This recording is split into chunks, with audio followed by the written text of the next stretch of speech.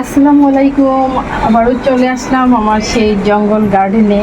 আমি দেখা যায় আসলে বাসায় এই ঈদের পর থেকে অনেক মেহমান ছিল, যে কারণে আমার গার্ডেনে ওইভাবে আসা হয় নাই। আর এমনিও তো দেখা যায় আমি দিনের বেলা খুব একটা সময় পাই না,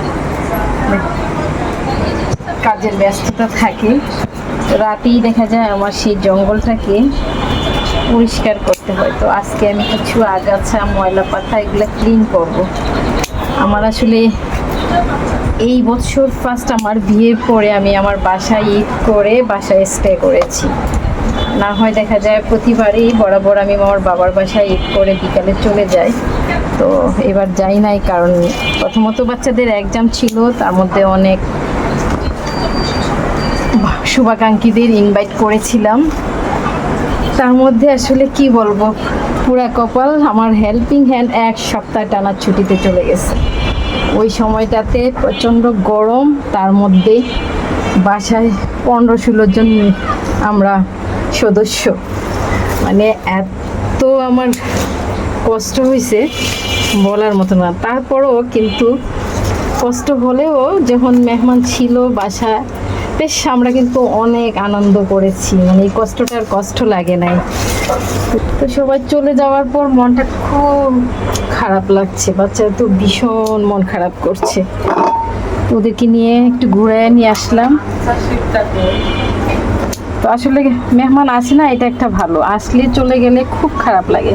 মানে এত গরমে আমরা যে এত মানুষ ছিলাম, আমাদের কিন্তু ওই কষ্ট লাগে না। আমরা ভীষণ মজা করেছি, এবং এমন কোনো খাবার নেই যে আমরা মনে হয় ম্যাক্সিমাম বাঙালি বলেন, চাইনিজ বলেন, ফুচকা, চটপটি, জর্দা, শ্যামাই, তারপর কি বলবো, মোটামুটি পুডিং সবই আমরা এই গরমের মধ্যে খেয়েছি। আমাদের ভালোই লেগেছে, বিরক্তি লাগে না বা খারাপ লাগে না এই গরমের মধ্যে।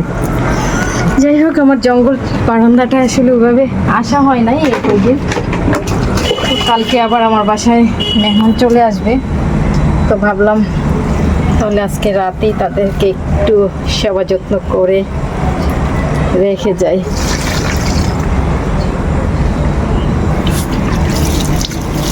ওরা আবার আমার সেবা না পেলে মন খারাপ করে আসলে।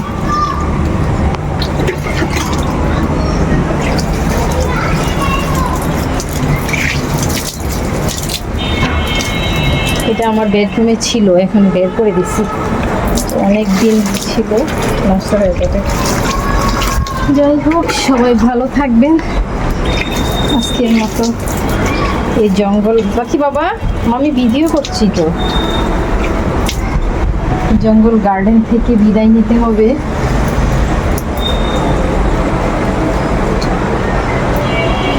এই কয়দিন তো আমি আসতেই পারি নাই। আমার বাচ্চারা দেখা যায় গার্ডেনে পানি দিয়েছে, আর আমার এইটা দেখেন ভীষণ সুন্দর হয়েছে, তাই না? এটা কিন্তু ঝুলানো, আসলে জিনিসগুলো ঝুলানো কোনো কিছুতে দিলেই মনে হয় ওইগুলোর গ্রথ বাড়ে। এটা এতদিন কিন্তু ওইভাবে ছিল না, বিধায় এটা কোনোভাবে আমি বড় করতে পারছিলাম না। সেদিন এই সিকাতে দেওয়ার পর এটা এত সুন্দর হয়েছে। কিন্তু সাদা সিকা, এটা ময়লা হলে আমার তো আবার সব কিছু ওয়াশ করার অভ্যাস। জানি না এটা আমি কিভাবে ওয়াশ করব।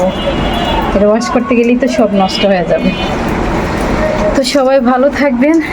আজকের মতো এখান থেকে বিদায় নিই। আল্লাহ হাফেজ।